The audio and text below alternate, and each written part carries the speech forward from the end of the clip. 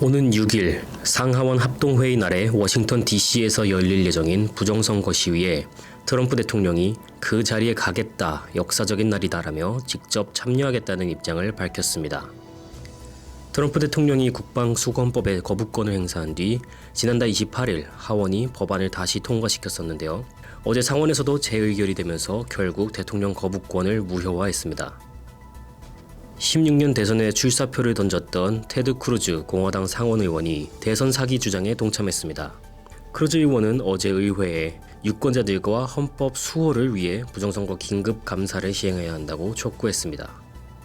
하원의장 낸시 펠로시 의원이 새로 출범한 제117대 의회 하원의장으로 재선출됐습니다.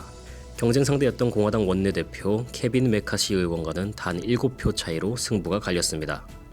민주당 펠로시 하원의장과 맥거번 규칙위원회 위원장이 의회 내에서 어머니, 아버지, 아들, 딸 같은 가족관계가 성별을 반영한 성차별적 용어라면서 금지할 것이라고 밝혀 논란이 되고 있습니다. 또한 의장인 체어맨도 체어로 대체하는 등 맨이 들어간 단어 또한 성차별적이며 삭제해야 한다고 주장했습니다.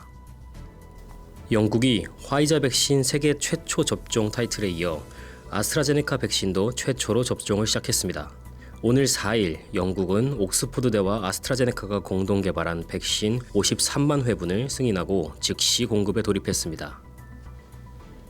교통사고, 상해, 크레딧 교정 전문, 캐논 법률그룹. 주택, 렌트관리, 상가건물 부문 전문, 이선미 부동산. 허리가 아프면 허리하세요. 초이스원 헬스센터. 크레딧 카드빚 최대 80%까지 탕감해드립니다. 오스리 컨설팅. 감동을 주는 건강한 김치, 코리아 김치. 20년의 경험과 실력, 노련함, 우리들 척추신경원. 최고의 기술과 신용으로 자동차 관련 모든 문제 해결. 뉴스피드 오토. 메디케어, 오바마케어 전문, 이정숙 보험. 40여 년간 교민 여러분과 함께 성장해온 애틀랜타 종합보험.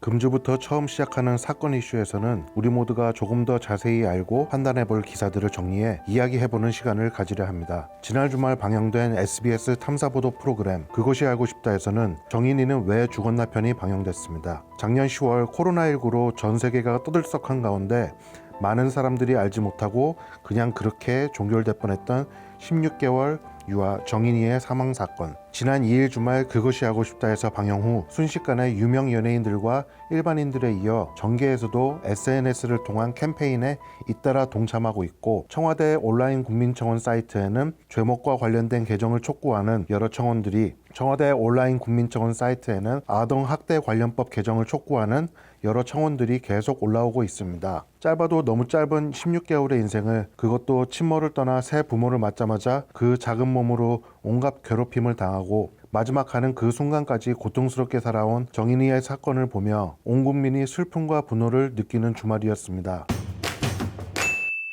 정인이의 이름은 입양기관에 맡겨지기 전까지 친모가 출생하면서 지어준 본명이고, 양모는 친딸 이름에 돌림자를 써서 안율하라는 이름으로 입양되어졌습니다.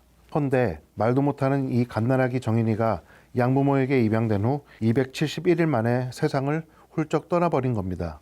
충격적인 것은 주 사망 원인이 복부 안쪽 췌장의 절단 및 복부 내에 장기들을 잇는 장갑막의 파손 등 성인들에게도 극심하게 고통스러운 치명적인 증상을 사망 전부터 이미 입은 것이었습니다. 사망 전날 공개된 어린이집 CCTV와 그간 항상 정인이가 원인 불명의 상처를 몸 여러 부위에 가지고 있어 의심스럽게 지켜보던 어린이집 담당 선생님이 그간 계속 신체 부위에 상처 사진들을 찍어왔고, 병원과 기관에 이미 아동학대의 정황이 보인다는 신고를 해왔습니다.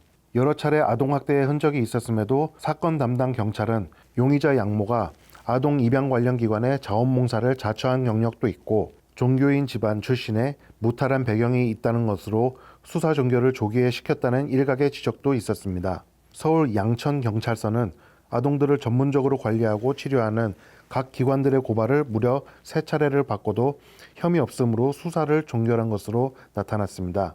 대다수 여론은 양부모 말고도 양천경찰서의 성의 없는 경찰 수사도 사망 원인 중 하나였다, 정인이를 죽이는 일을 돕고주었다라고 성토하는 분위기입니다.